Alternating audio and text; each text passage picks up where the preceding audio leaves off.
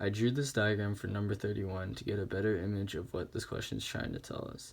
So Tarzan is swinging from a 30-meter long vine that is initially inclined at an angle of 37 degrees with the vertical. For the first part, it's asking for us the speed at the bottom of the curve of where the rope ends up being.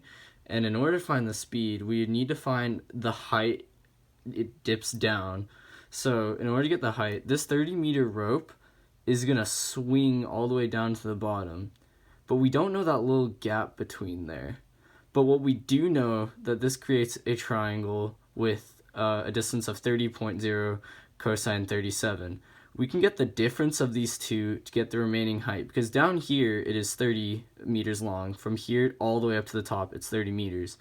But here it's 30 cosine 37, and that will get us about 6.04 meters. Since we know that energy is conserved in Tarzan's swing, we can set the initial energy of k plus ug equaling the final energy of k plus ug.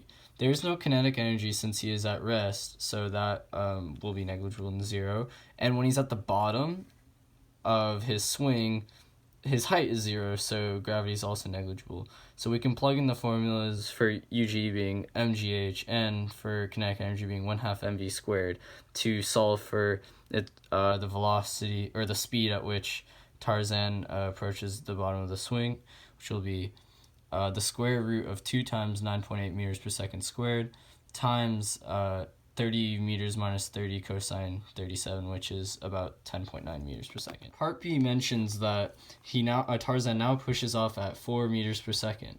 This means that there is an initial kinetic energy and it needs to be considered. So we can set up our how to solve this the same way we did with 31A. K plus ug equals k plus ug for the initial equaling the final, but only the gravity of the final will be zero, since like before at the bottom of that swing it will be zero. So we can plug in the formulas for k initial, the gravity initial, and k final, and you'd get about 11.6 meters per second.